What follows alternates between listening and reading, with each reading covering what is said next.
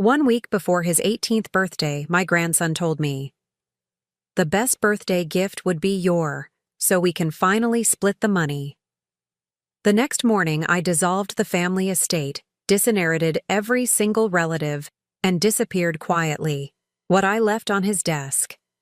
It shattered the whole family. I'm glad to have you here. Follow my story until the end and comment the city you're watching from, so I can see how far my story has reached. My name is Dolores, and I am 66 years old. For 5 years since Harold died, I thought I had been building something beautiful with my family. I thought the love I poured into them, the sacrifices I made, the money I spent, were investments in relationships that mattered. I was wrong. You know what, Grandma? The best birthday gift you could give me would be if you just died already so we could finally split the money. Those words came from my 17-year-old grandson, Axel, as he lounged in my kitchen, eating cereal from a bowl that cost more than some people make in a week. He said it so casually, like he was commenting on the weather. His spoon clinked against the fine china as he spoke, the sound echoing in my chest like a funeral bell. I was standing at the stove, making his favorite blueberry pancakes for what I thought was a sweet grandmother-grandson breakfast. The batter was perfectly mixed, the griddle heated to just the right temperature. Steam rose from the pan, carrying the warm scent of vanilla and butter that usually filled our kitchen with comfort. But in that moment, everything turned cold. My hand froze on the spatula. The pancake I was flipping fell back into the pan with a wet slap. I felt something inside me crack, not like glass breaking, but like ice forming in my veins. For 66 years, I had lived believing that family meant something, that blood created bonds that couldn't be broken. That love, real love, existed between the people who shared your name and your history. "What did you just say?" I whispered, turning around slowly. Axel didn't even look up from his phone. He was scrolling through something, probably calculating how much money he would inherit when I was gone. His dark hair fell across his forehead the same way his grandfather Harold's used to, but there was none of Harold's warmth in those eyes. They were cold, calculating, predatory. "Come on, Grandma, don't act all shocked. We all know you're getting old. Mom and Dad are always talking about how much money we'll have when you're gone. You've had a good run." The casual cruelty of it took my breath away. This was the child I had helped raise, the boy I had taken to baseball games, bought expensive cleats for, paid for his private school tuition when his parents claimed they couldn't afford it. This was the grandson who had sat on my lap just a few years ago, listening to stories about his grandfather, promising he would always take care of his grandma when she got old. I reached into my apron pocket and felt the small digital recorder I always carried. It was a habit I had developed after Harold died, recording conversations with lawyers, doctors, anyone who might later claim I had misunderstood something important. Being a widow had taught me to protect myself with evidence. My fingers found the record button and pressed it silently. "Axel, honey, that's a terrible thing to say. You don't really mean that." He finally looked up, and I saw something in his expression that chilled me to the bone. Impatience, like I was a slow waitress taking too long to bring his order. "Look, Grandma, let's be real here. You're 66. You've been sick a lot lately. Mom says you're probably going to need a nursing home soon anyway, and that's just going to eat up all the money. Wouldn't it be better for everyone if you just, went peacefully? Then me, Mom, and Dad could actually use the money for important stuff. I want to buy a Tesla when I turn 18 next week. Do you know how much those cost?" I knew exactly how much they cost. $60,000. I knew because Axel had been hinting about wanting one for months, and I had actually been considering it as his 18th birthday gift. The irony made my stomach turn. "Important stuff," I repeated, my voice hollow. "And I suppose keeping your grandmother alive isn't important." He shrugged, the gesture so casual it felt like a physical slap. "You've lived your life already. I'm just getting started. Besides, What are you even doing with all that money? You just sit around this big house all day. At least we would do something fun with it. The pancakes were burning. I could smell them, but I couldn't move. I stood there watching my grandson, this young man I had loved unconditionally, reduce my entire existence to an inconvenient obstacle between him and a sports car. Your parents feel the same way? I asked quietly. Are you kidding? Dad's been researching nursing homes for months. He found this place in Florida that only costs like $3,000 a month. Mom says once you're there, you'll probably forget all about us anyway, so it'll be like a win-win situation. $3,000 a month. I was currently giving this family $8,000 every month to cover their mortgage, car payments, credit cards, and Axel's allowance. $8,000 that came from the life insurance money Harold had left me. Money that was supposed to last me through my golden years. I thought about Harold then, about how he used to sit in that very chair where Axel now sat, reading me the morning paper over coffee. Harold would bring me wildflowers from the garden and tell me I was still as beautiful as the day he married me. He would never have imagined that the grandson who carried his name would someday sit in his chair and wish for his wife's death. Grandma? The pancakes are burning. Axel's voice snapped me back to the present. I turned off the burner and stared down at the blackened pancakes, seeing them as a perfect metaphor for this conversation. Something that started sweet and promising, ruined by carelessness and cruelty. I scraped the burnt pancakes into the garbage disposal, the grinding sound masking the tears that were starting to fall. When I turned back around, Axel was gone. His empty cereal bowl sat on the counter, and I could hear his car starting in the driveway. He had gotten what he came for: breakfast and the opportunity to tell his grandmother she should die for his convenience. And now he was moving on with his day. I stood alone in my kitchen, surrounded by the trappings of a life I had thought was full of love. The expensive appliances I had bought hoping to create warm family memories. The dining table where we had shared thousands of meals. The photographs on the refrigerator showing birthdays, graduations, holidays. All the moments I had documented believing they were evidence of our bond. But as I looked at those pictures now, I began to see them differently. In every photo, I was the one reaching out. I was the one smiling the biggest, hugging the tightest, giving the most. And everyone else was just going through the motions. I walked to my bedroom and sat heavily on the edge of the bed Harold and I had shared for 44 years. His pillow still carried a faint trace of his aftershave, even after 5 years. I pressed my face into it and let myself cry for the first time since his funeral. When the tears finally stopped, I opened the drawer of my nightstand and pulled out a small leather journal. It was where I had been recording things since Harold died. Not just financial information, but observations about my family that had been troubling me. Patterns I had noticed but dismissed. Comments that seemed cruel, but that I had explained away as jokes or misunderstandings. Now, reading through my own handwriting, I saw the truth that had been staring me in the face for years. This wasn't a family. This was a business arrangement. And I was the cash cow that everyone was waiting to slaughter. I picked up my pen and wrote today's entry.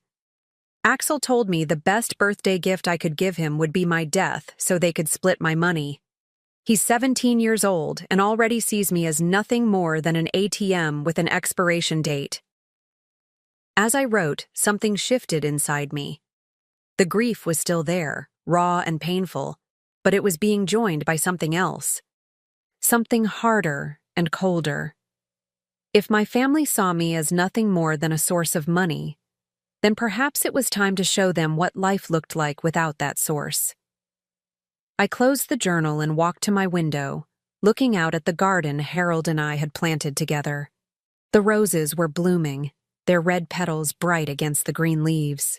Harold used to say that roses were proof that beautiful things could have thorns, that sometimes the most gorgeous flowers were the ones that could draw blood if you weren't careful how you handled them. Standing there, watching those roses sway in the afternoon breeze, I realized that maybe it was time for this particular rose to show her thorns. After all, if they were so eager for me to die, perhaps they should experience what that loss would actually mean. Not the money they expected to inherit, but the void that would be left behind when someone who had given everything finally stopped giving. The digital recorder was still in my pocket, its red light blinking silently. Evidence of what my grandson really thought of me. The first piece of a puzzle I was only beginning to understand. But understanding was just the beginning. What I did with that understanding would determine whether I spent my remaining years as a victim of their greed or as someone who finally learned to protect herself from the people who were supposed to love her most. 3 days after Axel's devastating comment, I made a discovery that changed everything. What I found that Thursday evening wasn't just proof of my family's greed. It was evidence of a calculated conspiracy that had been brewing right under my nose.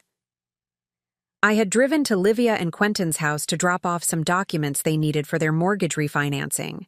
Documents I was helping them with because they claimed they couldn't afford the lawyer fees. The irony of that wasn't lost on me now, knowing they were simultaneously planning my demise so they could inherit money they thought I had. Their house was a modest 2-story colonial that I had helped them buy 8 years ago with a $40,000 down payment. The mortgage payments, insurance, and most of their monthly bills came directly from my checking account. Standing on their front porch with an envelope full of financial paperwork, I realized I was literally holding the evidence of how completely I had supported this family. I rang the doorbell, but no one answered. Livia's car was in the driveway, and I could see lights on in the living room, so I knew they were home. I tried knocking, then decided to use the spare key they had given me years ago for emergencies. After all, I was practically paying for the house. As I stepped into the foyer, I heard voices coming from the kitchen. Familiar voices, but speaking in tones I had never heard before. Low, urgent, conspiratorial. My daughter Livia, my son-in-law Quentin, and unmistakably, my grandson Axel. I should have announced myself. I should have called out and let them know I was there. Instead, something made me freeze in place and listen. Later, I would realize it was self-preservation instinct finally kicking in after years of willful blindness. The thing is, we need to be smart about this, Quentin was saying.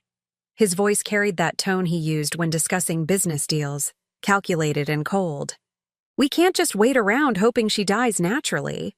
She could live another 20 years, and by then, there won't be anything left. Especially if she needs long-term care, Livia added. Do you know how much those places cost? We could lose everything. My heart stopped. They were talking about me like I was a stock portfolio they needed to liquidate before it lost value. So, what are you suggesting? Axel asked, and I could hear the eagerness in his 17-year-old voice. The same voice that used to call me the best grandma in the world. I'm saying we need to encourage her to make some changes, Quentin continued. Get her to move into assisted living sooner rather than later. Once she's there, we can get power of attorney, claim she's not mentally competent to handle her own finances. I pressed myself against the wall, my hand covering my mouth to keep from gasping audibly. They weren't just waiting for me to die.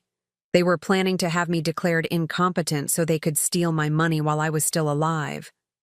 How do we do that? Livia asked. She's sharp as a tack. Everyone knows it. Not everyone, Quentin said, and I could hear the smile in his voice. I've been documenting incidents, little things, times when she forgot something or seemed confused about dates. I've been building a file. What kind of file? Axel wanted to know. Medical records, mostly. I found out that Dr. Peterson retired last year, so Mom's been seeing a new doctor. Someone who doesn't know her history. I've been going with her to appointments and guiding the conversation, mentioning that we're concerned about her memory, her decision-making abilities. My blood turned to ice. Quentin had been sabotaging my medical care, planting seeds of doubt about my mental capacity with a doctor who didn't know me well enough to see through the manipulation. That's brilliant, Livia breathed. How long before we can make it official? A few more months, maybe. The key is to be gradual about it. We can't rush this process or it'll look suspicious. What about the money? Axel asked. How much are we really talking about here? I held my breath, waiting to hear their assessment of my net worth. What I heard next nearly knocked me to the floor. Well, there's the house, obviously. That's worth at least $500,000 now, Quentin said. Then there's the investment accounts, savings, the life insurance money from Harold. Last I checked, we're looking at close to $3 million total.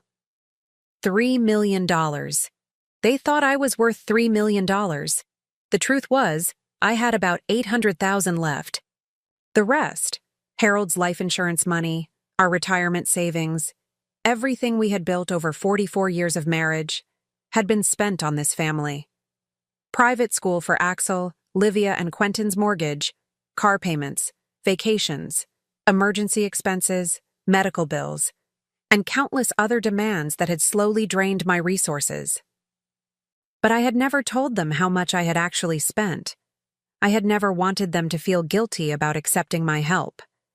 So they continued to believe I was sitting on a fortune that simply didn't exist anymore. $3 million, Axel whistled softly. That's enough for my Tesla, plus college, plus whatever I want after that. Don't forget we have expenses too, Livia reminded him. Dad and I have been struggling to keep up with everything. This house, the cars, our credit cards. We need that money just as much as you do. There's enough for everyone, Quentin said diplomatically. The important thing is making sure we get control of it before she does something stupid with it. Like what? Livia asked. Like giving it to charity, or deciding to travel the world, or worse, getting remarried. You know how these lonely old women are.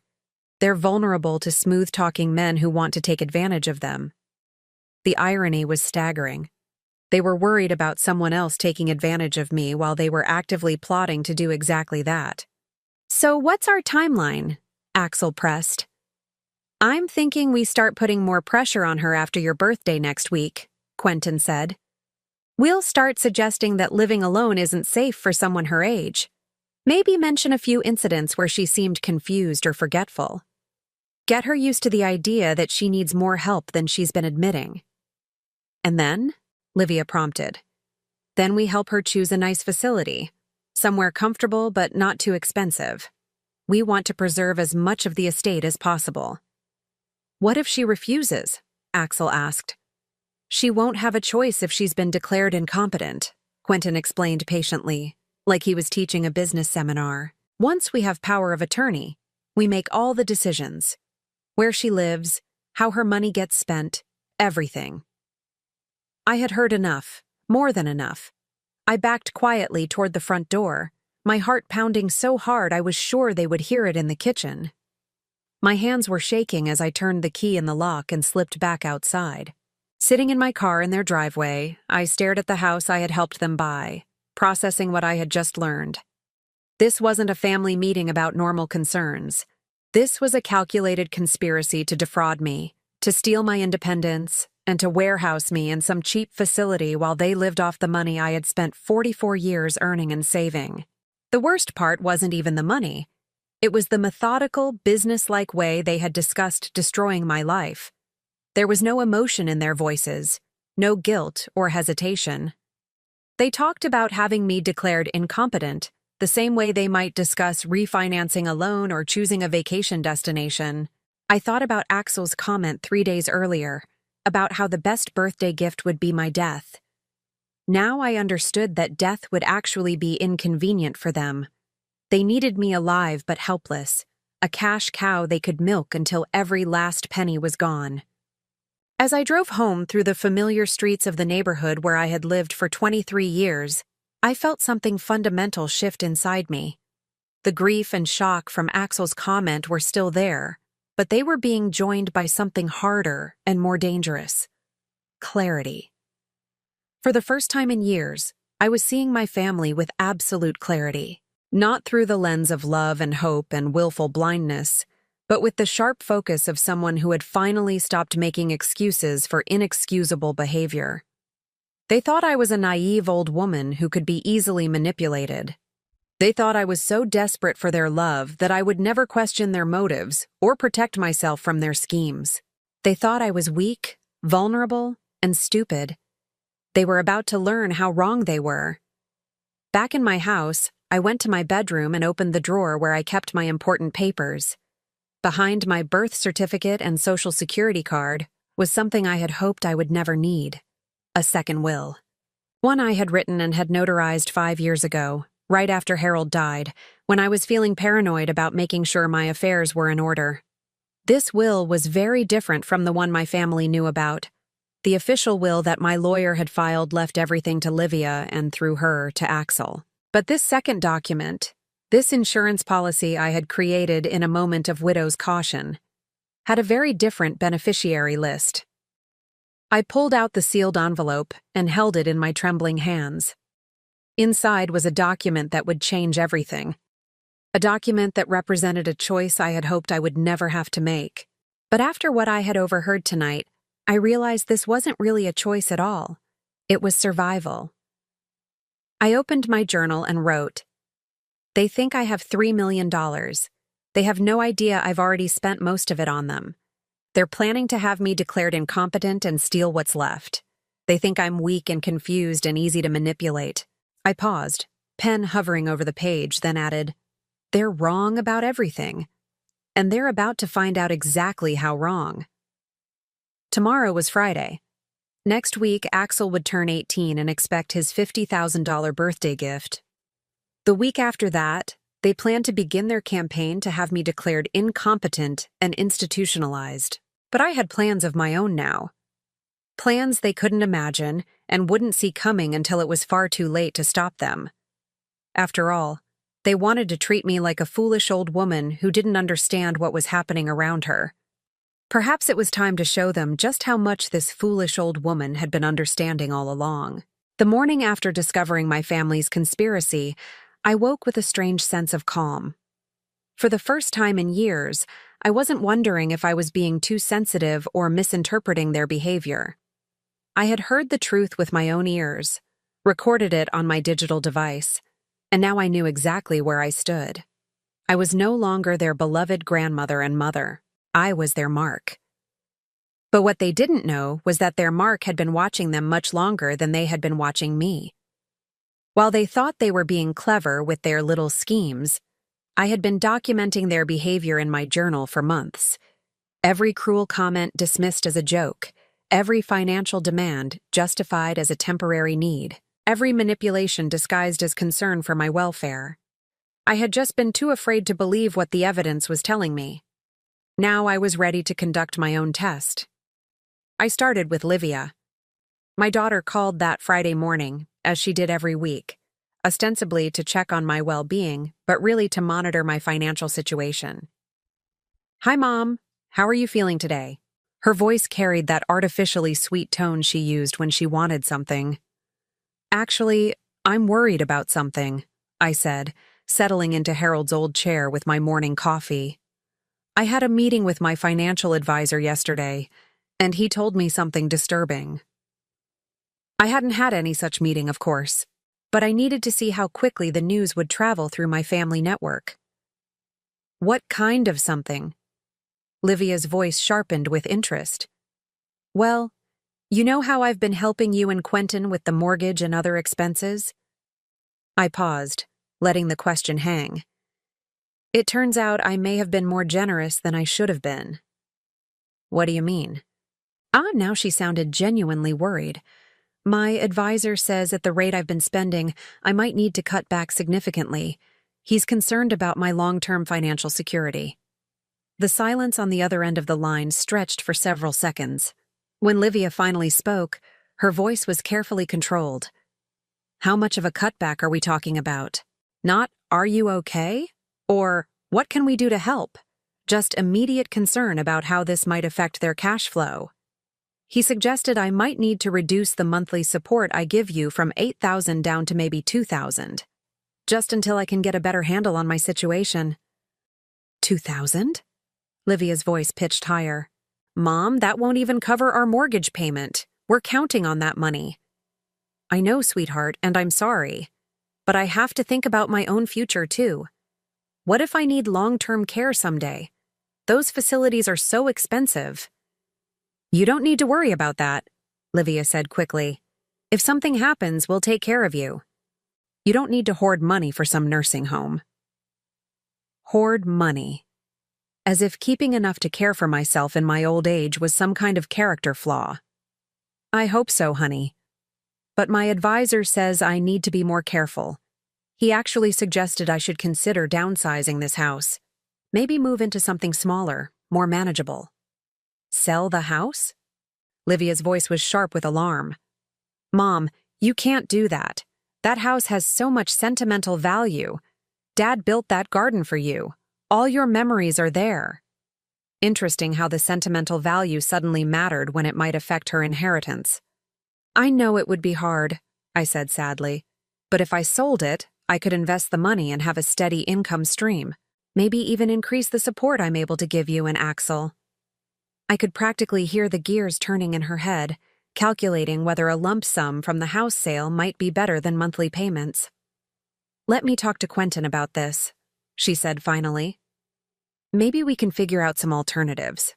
You shouldn't have to make any big decisions like this alone. That's very sweet of you, dear. I was hoping you'd say that. Family should stick together, shouldn't we? After I hung up, I sat back and started the stopwatch function on my phone. I wanted to see how long it would take for this fabricated financial crisis to make its way back to me through other family members. It took exactly 3 hours and 17 minutes. Quentin called first, his voice smooth and concerned in that professional way he used with difficult clients. Dolores, Livia mentioned you're having some financial concerns. I hope you don't mind, but I'd be happy to take a look at your portfolio. Sometimes these financial advisors try to scare older clients into making unnecessary changes. That's very thoughtful of you, Quentin, but I'm not sure I'm ready to share all those details just yet. It feels very personal. Of course. But if you're worried about long-term care costs, there might be some strategies we could explore. Ways to protect your assets while still ensuring you get the care you need. Protect my assets. He meant hide them so I could qualify for government assistance while preserving their inheritance. What kind of strategies? I asked innocently. Well, sometimes it makes sense to transfer assets to family members early. That way they're not counted when determining eligibility for certain programs. It's perfectly legal, and it ensures the money stays in the family where it belongs. Where it belongs. As if money I had earned and saved somehow naturally belonged to them instead of me. That sounds complicated, I said. And wouldn't that mean I'd be giving up control of my own money? Not necessarily. We could set up a trust. Make sure you still have access to what you need while protecting the rest. I know some excellent lawyers who specialize in elder care planning. I'll bet you do, I thought. Lawyers who would help you steal my money legally. Let me think about it, I said. This is all very overwhelming. Of course. But Dolores, please don't make any major decisions without talking to us first. We care about you, and we want to make sure you don't get taken advantage of by people who don't have your best interests at heart. The irony was so thick, I could have choked on it. 2 hours later, Axel called. My 17-year-old grandson, who had wished for my death less than a week ago, was now suddenly concerned about my financial well-being. Grandma, Mom told me you're having money problems. Is everything okay? I don't know if I'd call them problems exactly. I just need to be more careful about my spending. Does this mean you won't be able to give me the $50,000 for my birthday? There it was. No preamble, no real concern for my situation. Just a direct question about how this might affect his expected windfall. I don't know yet, sweetheart. $50,000 is a lot of money. Maybe we could find a smaller gift that would still make you happy. The silence stretched so long I thought the call had dropped. But you promised, he said finally, and I could hear the petulance in his voice. I've been counting on that money. I already picked out the car I want. I know, and I'm sorry. But sometimes circumstances change. Maybe instead of a car, we could look at something more practical. A nice laptop for college or some clothes? A laptop? His voice rose with indignation. Grandma, everyone my age has a laptop. I don't need another laptop. I need a car. Need, I repeated. Axel, you already have a car. The Honda I bought you last year. That piece of junk? It's embarrassing. All my friends have nice cars. I can't pull up to college in a Honda Civic. The Honda Civic that had cost me $22,000, which he now dismissed as a piece of junk because it didn't properly display his status. Honey, there are people your age who would be grateful to have any car at all. Yeah, well, I'm not other people. I'm your grandson. You're supposed to want good things for me. The entitlement was breathtaking. In his mind, my love was directly proportional to the amount of money I was willing to spend on him. If I couldn't afford to buy him a Tesla, it meant I didn't care about his happiness. I do want good things for you, I said quietly. But maybe we have different ideas about what good things means. Whatever, he muttered. I guess I'll have to figure something else out. After he hung up, I sat in Harold's chair for a long time, thinking about the 3 conversations I had just had. My fictional financial crisis had revealed everything I needed to know about my family's true feelings. Not one of them had expressed genuine concern for my well-being. Not one had offered to help me through a difficult time. Their only worry was how my imaginary money problems might affect their access to my very real money. But the most telling part was how quickly they had all jumped to the same solution. I should give them control of my assets, for my own protection. They weren't even being subtle about it anymore. That evening, I called my real financial advisor, Martin Henderson.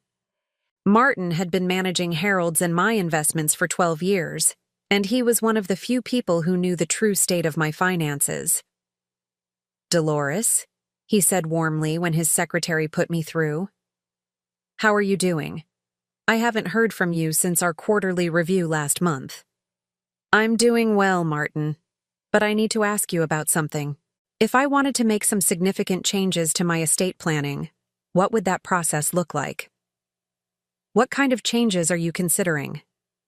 Let's say I wanted to remove my current beneficiaries and designate new ones. How quickly could that be done? There was a pause. Martin knew my family situation, knew how much I had been supporting Livia and Quentin financially. Is everything all right, Dolores? Everything is becoming very clear, I said, which is different from being all right, but it's progress. Changes like that can be made relatively quickly if you're certain about them. Are you certain?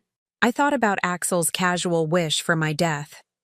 I thought about the conspiracy meeting I had overheard. I thought about 3 phone calls today that had confirmed everything I had feared about my family's motivations. I'm certain, I said. When can we meet? How about Monday morning, 10 o'clock? Perfect.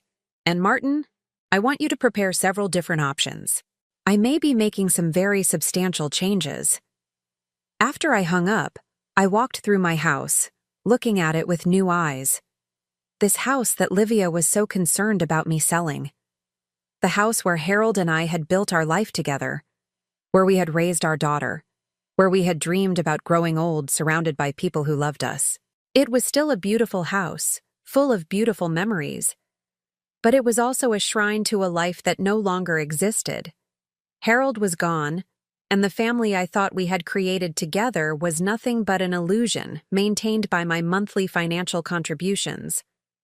Maybe it was time to stop living in a shrine to the past and start building something real for whatever future I had left. In my bedroom, I opened my journal and wrote, Today I tested them. They failed completely. They don't see me as a person with my own needs and fears and rights. They see me as a resource to be managed and eventually consumed. The test is over. Now it's time for the results. Outside my window, the garden Harold and I had planted together was in full bloom. Roses, daisies, hollyhocks, all the flowers we had chosen because they would come back year after year. creating something beautiful that would last. But even the most beautiful garden needed tending, and sometimes tending meant pulling up the weeds that were choking out everything else. Tomorrow was Saturday. Axel's birthday party was next Friday. By then, I needed to have all my pieces in place. Because if my family wanted to treat me like a naive old woman who could be easily manipulated, I was going to show them exactly how naive this old woman really was. By Monday morning, I had made all the necessary appointments. Martin Henderson, my financial advisor. Robert Chen, my estate attorney. Dr. Patricia Williams, a geriatric psychiatrist whom Martin had recommended. Each of them now had copies of my digital recordings, my journal entries, and a detailed timeline of my family's behavior over the past 6 months. I wasn't just protecting myself anymore. I was building an airtight case. The changes to my will were executed by Tuesday. The transfer of assets began on Wednesday. By Thursday, exactly 1 week after I had overheard that devastating conversation in my daughter's kitchen, everything was in place. Friday morning dawned crisp and clear. Axel's 18th birthday. The day he expected to receive $50,000, and instead would learn what happened when you wished for your grandmother's death.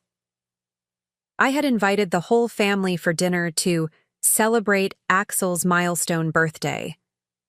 Livia had been thrilled by the invitation, probably thinking it meant I was feeling generous despite my supposed financial concerns. Quentin had volunteered to pick up a cake from the expensive bakery downtown. Axel had been sullen but cooperative, no doubt expecting his Tesla down payment to materialize over dessert.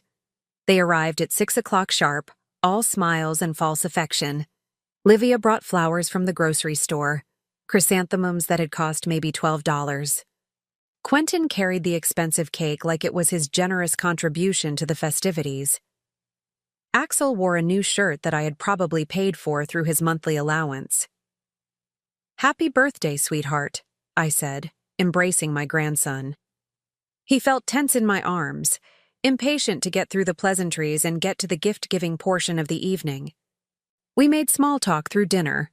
Pot roast, Axel's favorite, with mashed potatoes and green beans from the garden Harold and I had planted. The conversation was stilted, artificial. Everyone was performing their role in this family charade, but the underlying tension was palpable. Finally, as I served the cake, Livia brought up what they had all been thinking about. "So, Mom, how did your meeting with the financial advisor go this week? Are things looking any better?" "Actually," I said, cutting precise slices of chocolate cake, "things are looking much clearer. I've made some important decisions about my finances." Quentin leaned forward with interest. "What kind of decisions?" I set down the knife and looked around the table at the 3 people who had spent the last week plotting to steal my independence and my money. Well, I realized that Martin, that's my advisor, was absolutely right about one thing. I have been far too careless with my money. "We told you we'd help you figure out a better plan," Livia said quickly. "You don't have to handle this alone." "That's very generous of you," I said, my voice perfectly calm. "But I've already handled it. I've made some significant changes to protect my assets and ensure my long-term security." Axel finally looked up from his cake, a flicker of worry crossing his face. "What kind of changes?" "Well, first, I've moved most of my liquid assets into a trust that can only be accessed for my medical care and daily living expenses. It's completely protected now." The silence that fell over the table was deafening. I continued cutting cake as if I were discussing the weather. "I've also made arrangements for my ongoing care. If I ever become unable to manage my own affairs, there's a professional guardian service that will step in. I'll never have to worry about being taken advantage of by people who might not have my best interests at heart." Quentin's fork clattered against his plate. "Dolores, that seems a bit extreme. Family should take care of family." "I couldn't agree more," I said, meeting his eyes directly. "Family should take care of family. They should protect each other. They should never, ever conspire to steal from each other." The temperature in the room seemed to drop 10 degrees. Livia's face went pale. Mom, what are you talking about? I reached into my sweater pocket and pulled out my small digital recorder. I set it on the table next to the birthday cake, its silver surface gleaming in the chandelier light. I'm talking about the conversation you had last Thursday evening. The one where you discussed having me declared mentally incompetent so you could steal my money. The one where you planned to warehouse me in some cheap facility while you lived off my life savings. Axel's mouth fell open. Quentin started to speak, but I held up my hand. Please, let me finish. I've been very patient, listening to all of you scheme and plot. Now it's your turn to listen. I pressed the play button on the recorder. Quentin's voice filled the dining room, crystal clear and utterly damning. I'm saying we need to encourage her to make some changes. Get her to move into assisted living sooner rather than later. Once she's there, we can get power of attorney, claim she's not mentally competent to handle her own finances. I let it play for 30 seconds before hitting stop. The silence that followed was absolute. 27 minutes, I said conversationally. That's how long you spent discussing the best way to destroy my life. Very thorough, very detailed, very recorded. Livia was staring at the device like it was a poisonous snake. Mom, you don't understand. We were just worried about you. Worried about me? I laughed, and the sound was sharp enough to make them all flinch. Let me play another part for you. I fast-forwarded to Axel's voice. 3 million. That's enough for my Tesla, plus college, plus whatever I want after that. Axel went white. Grandma, I didn't mean— Oh, but you did mean it, I interrupted. Just like you meant it when you told me the best birthday gift I could give you would be my death so you could split the money. Yes, I recorded that conversation too.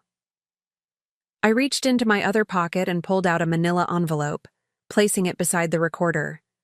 This contains copies of all my recordings, my journal entries documenting your behavior over the past year, and statements from 3 medical professionals confirming that I am of completely sound mind. It also contains copies of the new legal documents I've executed this week. Quentin found his voice first, though it came out as a hoarse whisper.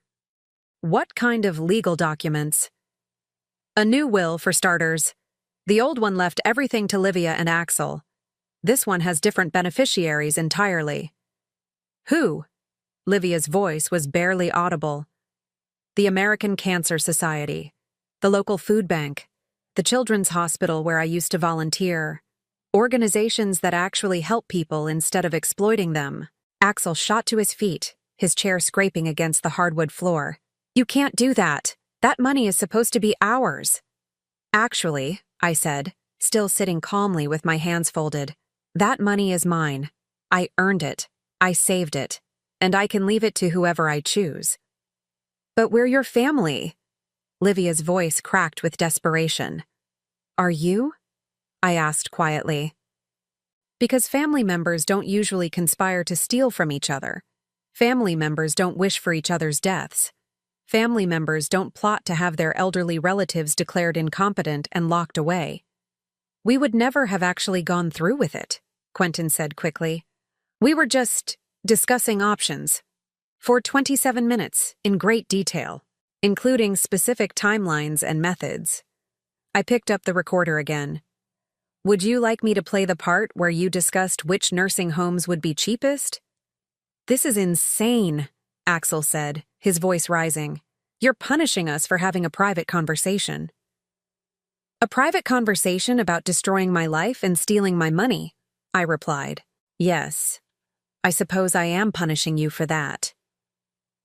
I stood up slowly, feeling strangely calm despite the chaos erupting around me. There's more, I said. I've also made arrangements for my monthly financial support to end immediately. The $8,000 I've been giving you each month? That stops today. Livia gasped.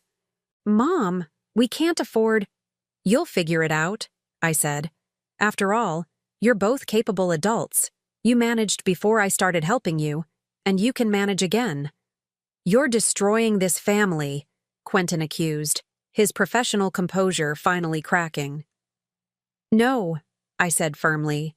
You destroyed this family when you decided to see me as nothing more than a source of money.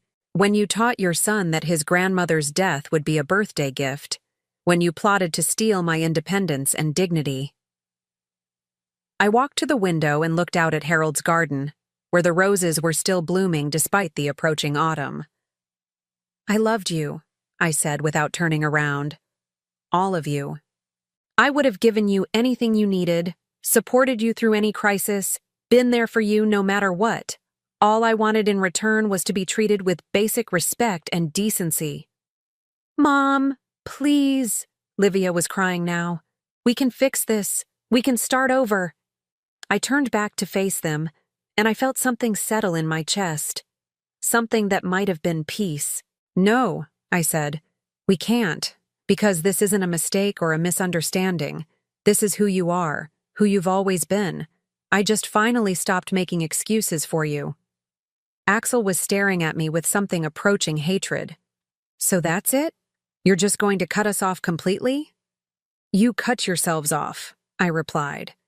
The moment you decided I was worth more to you dead than alive. I walked to the front door and opened it, the cool evening air rushing into the house. I think it's time for you to leave now. Take your cake with you. I won't be needing it anymore. They filed out in stunned silence, Quentin carrying the expensive cake like a prop from a play that had ended badly. Livia paused at the door, tears streaming down her face. Mom, this isn't how families are supposed to work. You're right, I said quietly. Families are supposed to love and protect each other. They're supposed to treasure the time they have together. They're supposed to see each other as precious, not as obstacles to overcome. I started to close the door, then paused. Happy birthday, Axel, I called out to my grandson, who was standing beside his father's car with his hands clenched into fists. I hope you got everything you deserved tonight. As their car pulled out of my driveway, I closed the door and leaned against it, suddenly exhausted. It was done. After 66 years of believing that family was everything, I had finally learned to put myself first. The house felt different now. Quieter, but not empty. Clean, like a fresh start. I walked back to the dining room and looked at the table still set for 4, the birthday cake half eaten, the recorder still sitting beside the flowers that had probably cost $12 and represented the full extent of their gratitude for everything I had given them. Tomorrow, I would start figuring out what my life looked like without them in it.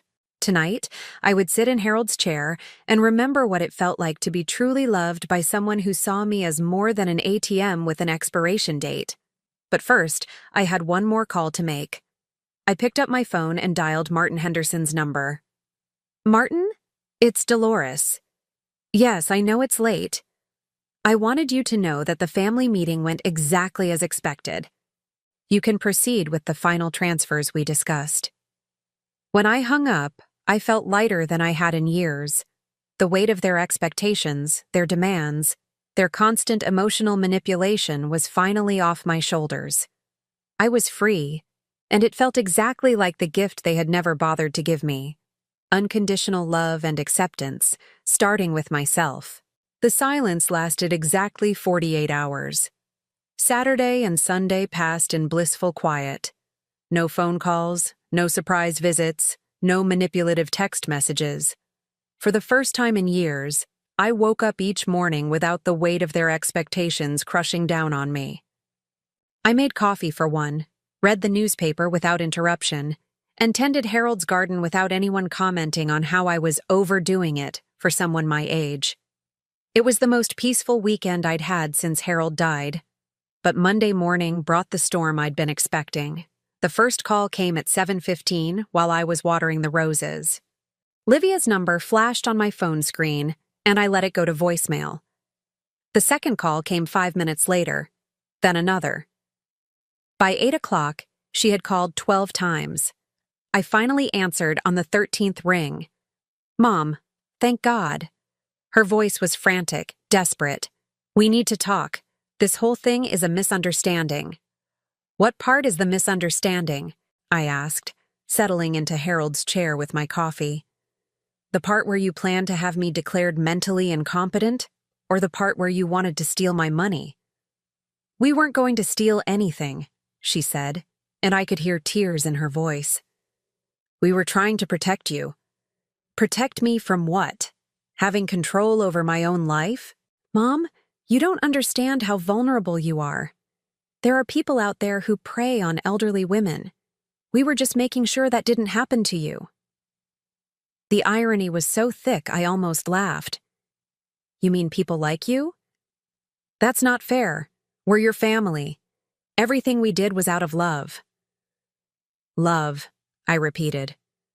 Is that what you call it when your 17-year-old grandson tells his grandmother that her death would be the best birthday gift she could give him? Axel is just a kid. He doesn't understand what he's saying. He understood it well enough to calculate how much money he'd inherit. He understood it well enough to pick out a Tesla he wanted to buy with my death benefits. The silence stretched between us, filled with all the ugly truths neither of us could take back. Mom, please, Livia whispered. Don't destroy our family over this. I'm not destroying anything, I said calmly. I'm just finally seeing what was already destroyed. After I hung up, I made myself a second cup of coffee and sat down to check my voicemails. There were 17 of them, Livia pleading, Quentin trying to sound reasonable and professional, Axel, surprisingly, saying nothing at all. But it was the 18th message that caught my attention, a voice I didn't recognize. Mrs. Dolores Patterson, this is Amanda Morrison from Elder Care Advocacy Services. We've received some concerning reports about your welfare, and we'd like to schedule a wellness check at your earliest convenience. My blood ran cold. They hadn't wasted any time. I immediately called Martin Henderson. Dolores, he said, answering on the first ring. I've been expecting your call. You've gotten some interesting visitors this morning, haven't you? How did you know? Because they called me first. Your son-in-law wanted to know if there was any way to contest the changes you made to your estate. He seemed very concerned about your mental state. And what did you tell him? I told him that I've been working with you for 12 years, that you're as sharp as ever, and that any attempts to question your competency would be met with the full documentation we've prepared, including those recordings. I felt some of the tension leave my shoulders. What about this elder care advocacy thing? Standard procedure when someone files a concern report. Don't worry, Dr. Williams is expecting their call. She's prepared to conduct any competency evaluation they might request. Dr. Patricia Williams, the geriatric psychiatrist Martin had recommended. We'd spent 2 hours together on Wednesday, during which she'd conducted a comprehensive mental status examination and declared me not only competent, but remarkably well-adjusted for someone dealing with family exploitation. How long will this go on? I asked. Until they realize they have no legal standing and no chance of success. Your documentation is airtight, Dolores. They can't prove you're incompetent because you're not. And they can't contest your right to change your will because it's your money to do with as you please. After I hung up with Martin, I decided to take a drive.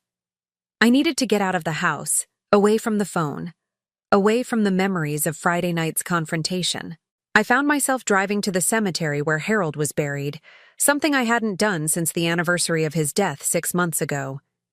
His headstone was simple granite with his name, dates, and the inscription we'd chosen together. Beloved husband and father. I sat on the small bench nearby and told him about everything that had happened. You would have been so disappointed in them, I said to the quiet air. Especially Axel. You had such hopes for him.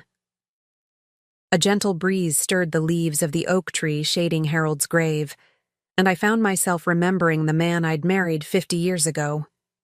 He'd been 21 when we met, working construction to pay for night school. He'd had calloused hands and big dreams, and he'd loved me with a fierce protectiveness that never felt controlling. You always said family was everything, I continued. But you meant real family. People who chose to love each other, not just people who happened to share DNA. When I got home, there were 3 cars in my driveway. Livia's Honda, Quentin's BMW, and a small silver sedan I didn't recognize. Through my living room window, I could see people sitting on my front porch. I parked in the garage and entered through the kitchen, hoping to avoid the confrontation waiting outside. But before I could even set down my purse, the doorbell rang, and rang, and rang. Finally, I opened the door to find not just my family, but a well-dressed woman in her 40s carrying a clipboard and wearing the kind of professionally sympathetic expression that social workers perfected. "Mrs. Patterson, I'm Amanda Morrison from Elder Care Advocacy Services. These are your family members, I believe." "Unfortunately," I said, "we're here to conduct a welfare check. Your family has expressed some concerns about your recent behavior and decision-making capacity." I looked past her to where Livia, Quentin, and Axel stood clustered together like conspirators. Livia's eyes were red from crying. Quentin looked like he was trying to solve a complex business problem. Axel just looked sullen and angry. "What kind of concerns?" I asked Amanda Morrison. "They've reported that you've been making erratic financial decisions, that you've become paranoid and suspicious of family members who are trying to help you, and that you may be suffering from some form of dementia or age-related cognitive decline." I stepped back and opened the door wider. "Please come in, all of you." We assembled in my living room like opposing armies. Amanda Morrison sat in the center with her clipboard, while my family arranged themselves on the couch across from Harold's chair, where I settled with my hands folded calmly in my lap. "Mrs. Patterson," Amanda began, "your family is concerned that you've recently made some significant changes to your estate planning and financial arrangements. Can you tell me about that?" "Certainly. I discovered that my family was planning to have me declared mentally incompetent so they could steal my money and put me in a nursing home. So I took steps to protect myself." Amanda's pen paused over her clipboard. "That's a very serious accusation." "Yes, it is. Would you like to hear the recordings?" I reached for my purse, but Quentin interrupted. "See? This is what we're talking about. She's become obsessed with these supposed recordings. She thinks we're all plotting against her." "I don't think you're plotting against me," I said calmly. "I know you are, because I heard you doing it." I pulled out my digital recorder and set it on the coffee table. "Ms. Morrison, would you like to hear exactly what my family said about me when they thought I couldn't hear them?" Amanda looked uncomfortable. "Mrs. Patterson, I'm not sure that's—" "Please," I interrupted. "I insist. After all, they're the ones who called you here because they're concerned about my mental state. I think you should hear what they really think about me." I pressed play, and Quentin's voice filled my living room. "Once she's there, we can get power of attorney, claim she's not mentally competent to handle her own finances." Amanda's eyes widened. I fast-forwarded to another section. "The key is to be gradual about it. We can't rush this process or it'll look suspicious." By the time I reached Axel's voice discussing how much money he'd inherit when I died, the room was completely silent, except for the damning evidence of their conspiracy. Amanda Morrison looked from the recorder to my family and back to me. "Mrs. Patterson, how long have you been aware of these discussions?" "I've been documenting concerning behavior for months," I said. "But I overheard this particular conversation last Thursday evening, the day before I changed my will." "You changed your will in response to this?" "I protected myself in response to this. Wouldn't you?" Amanda turned to Livia. "Ma'am, is this recording accurate?" Livia's face was red with embarrassment and anger. "It's taken completely out of context. We were just discussing what would happen if Mom needed care. Every family has these conversations." "Do they?" Amanda asked. "Do most families discuss having elderly relatives declared incompetent and placed in the cheapest possible facilities?" "We would never actually do that," Quentin said quickly. "We were just exploring options." "For 27 minutes, I added, "with very specific timelines and strategies." Amanda made several notes on her clipboard, then looked back at me. "Mrs. Patterson, can you tell me about the financial changes you've made?" "I moved most of my assets into a protected trust that can only be used for my care." I appointed a professional guardian service to oversee my affairs if I ever become unable to do so myself. And I changed my will to leave my estate to charitable organizations instead of to people who see me as an obstacle to their inheritance. And you made these decisions voluntarily, without any outside pressure or influence? Completely voluntarily. In fact, I made them specifically to avoid outside pressure and influence. Amanda spent another 20 minutes asking me questions about my daily activities, my medication management, my social connections.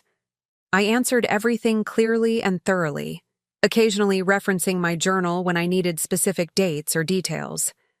Finally, she closed her clipboard and stood up. Mrs. Patterson, based on this interview, I see no evidence of cognitive decline, dementia, or impaired decision-making capacity.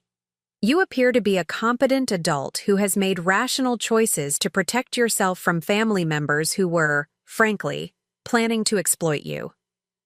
Livia shot to her feet. This is ridiculous. You're just going to take her word for everything? I'm going to take the evidence, Amanda said firmly, including the recordings of your family planning to defraud an elderly relative. Mrs. Patterson, would you like me to file a report about these threats? I considered it for a moment, looking at the three people who had once been the center of my world. They looked frightened now, desperate, like cornered animals. No, I said finally. I don't want to file charges.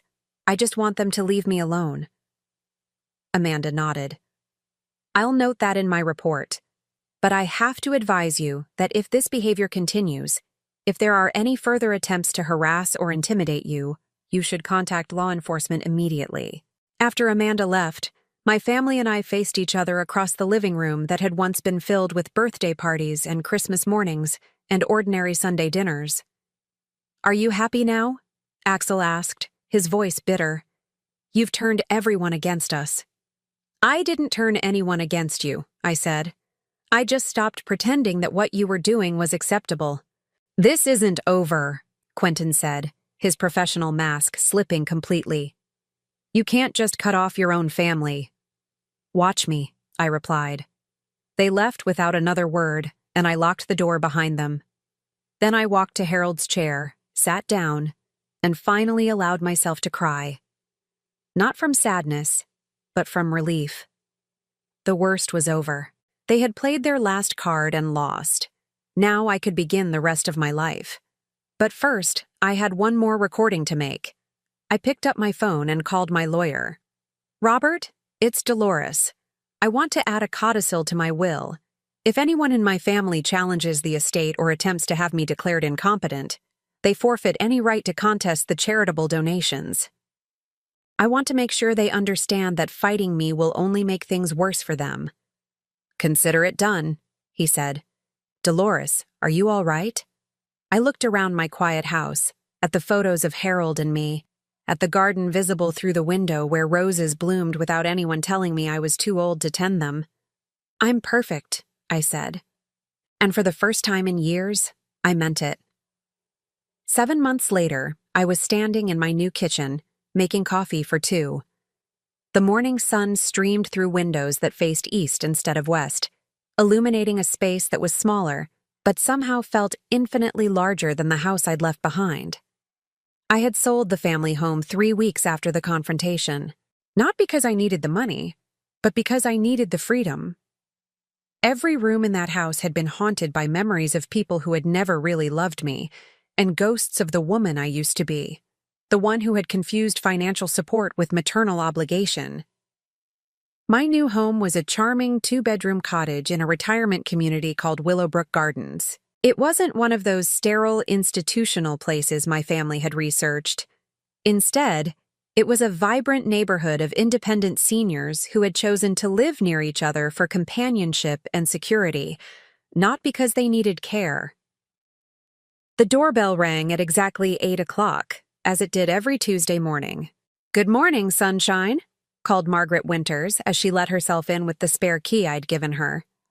Margaret was 72, a retired teacher who lived 3 houses down and had become my closest friend in this new life I'd built. Morning, Maggie, I called back, pouring coffee into two mismatched mugs I'd bought at a local pottery shop. Ready for our adventure? We had started taking day trips together 6 weeks after I'd moved in. Today we were driving to a small town 90 minutes away that was famous for its antique shops and farmers market.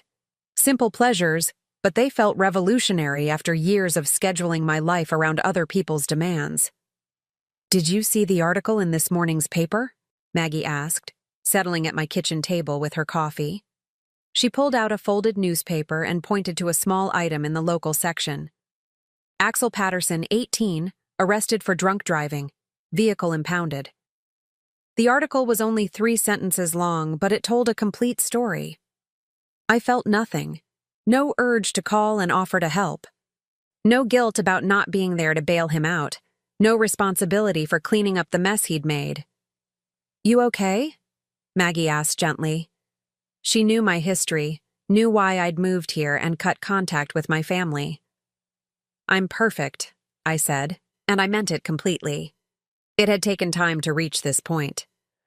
The first month after the confrontation had been difficult, filled with moments when I'd almost picked up the phone to call Livia, when I'd caught myself setting the table for 4 people instead of 1. 66 years of programmed responses don't disappear overnight. But gradually, the silence had stopped feeling empty and started feeling peaceful. The absence of crisis had stopped feeling strange and started feeling normal. The freedom to make my own choices without considering everyone else's reactions had stopped feeling selfish and started feeling healthy. "Any word from your daughter?" Maggie asked as we got ready to leave.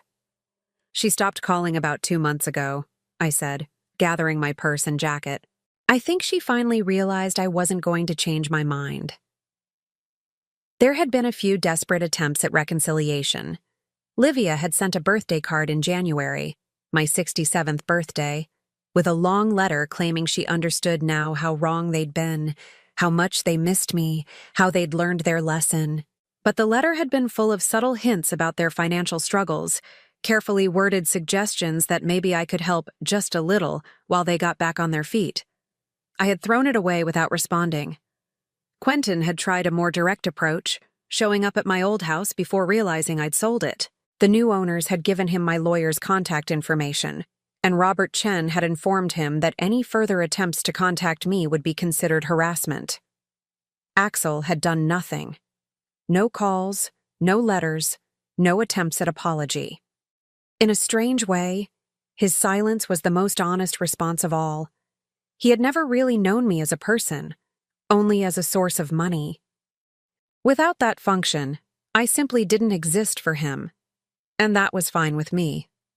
Maggie and I drove through the countryside, past farms and forests that were just beginning to show their autumn colors. She told me about her grandchildren, real grandchildren who called her because they wanted to hear her voice, not because they needed money. Children who visited because they enjoyed her company, who brought her drawings they'd made at school and stayed for lunch just to spend time together. "You know what I realized?" I said as we pulled into the farmer's market parking lot. "I spent so many years mourning the family I thought I had that I never allowed myself to build the life I actually wanted." "And what did you want?" Maggie asked. I thought about it as we walked among the vendor booths, past displays of fresh vegetables and homemade preserves and handcrafted jewelry. I wanted to matter to someone, not because of what I could give them, but because of who I was. "And do you? Matter to someone?"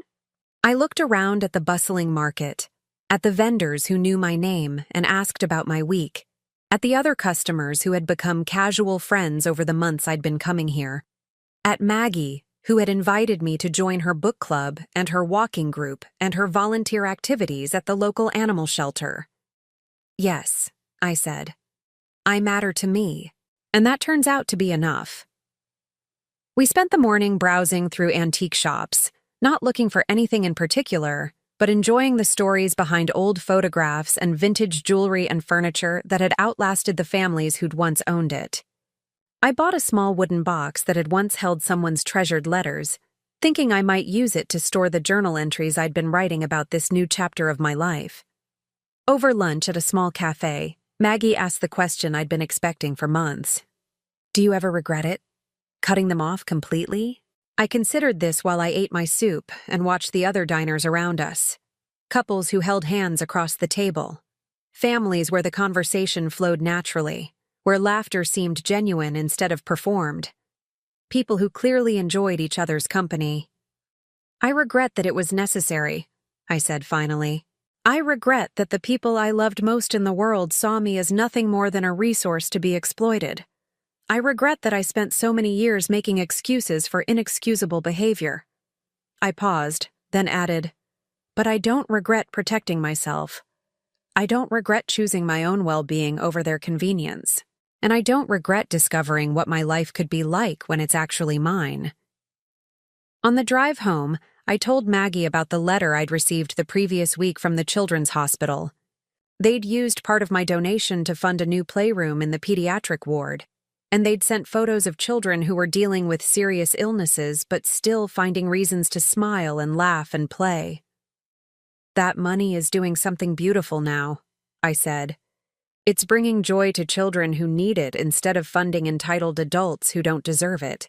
Your husband would be proud, Maggie said softly. I thought about Harold, about the man who had loved me unconditionally for 44 years, and never once made me feel like my value was tied to my bank account. If he could see me now, living in a house filled with peace instead of obligation, surrounded by friends who chose my company instead of relatives who tolerated my presence, I knew he would approve. That evening, as I sat in my new favorite chair reading a book I'd chosen for pleasure instead of obligation, my phone rang. For a moment my heart jumped, thinking it might be family news. But the caller ID showed the number for Willowbrook Gardens' main office. Dolores, this is Nancy from the community center. We're still looking for someone to coordinate our holiday gift drive for the local women's shelter. Are you interested? I had been volunteering more since moving here, finding ways to use my time that felt meaningful instead of mandatory. The gift drive would involve organizing donations, coordinating with the shelter staff, and helping to distribute presents to women and children who were starting over after leaving dangerous situations. Women who, like me, had discovered that sometimes walking away from family was the bravest thing you could do. I'd love to help, I said. After I hung up, I walked to my window and looked out at the small garden I'd started behind the cottage. It was nothing like the elaborate landscaping Harold and I had created at the old house, but these flowers were mine alone. I had planted them, tended them, watched them grow without anyone commenting on whether I was doing too much for someone my age. Tomorrow, I would start planning the gift drive. Next week, I would take another day trip with Maggie, maybe visit that art museum she'd been talking about. Next month, I would host Thanksgiving dinner for my book club friends, creating new traditions that had nothing to do with obligation or guilt or financial manipulation. I had no idea what my family was doing for the holidays. I didn't know if Axel had learned anything from his drunk driving arrest, or if Livia and Quentin had figured out how to manage their finances without my monthly contributions. I didn't know if they thought about me, missed me, or had already moved on to some other source of support. And for the first time in my life, I didn't care. I was 67 years old, and I was finally living for myself. I had friends who valued my opinions, activities that energized me, and a future that stretched ahead filled with possibilities instead of obligations. I thought about Axel's cruel comment that had started this whole journey. The best birthday gift you could give me would be if you just died already so we could finally split the money. In a way, he had been right. The woman who had lived to serve their needs, who had confused love with financial support, who had accepted scraps of affection in exchange for constant giving, that woman had died. And what had risen from her ashes was someone stronger, wiser, and infinitely more valuable. Someone who had finally learned that the most important relationship you can have is the one you have with yourself. Standing in my own kitchen, in my own house, surrounded by my own choices, I raised my coffee mug in a toast to the woman I had become. "Happy birthday to me," I said to the empty room that felt fuller than any crowded family gathering ever had. And somewhere, I was sure Harold was smiling. Now I'm curious about you who listened to my story. What would you do if you were in my place? Have you ever been through something similar? Comment below, and meanwhile, I'm leaving on the final screen 2 other stories that are channel favorites and they will definitely surprise you. Thank you for watching until here.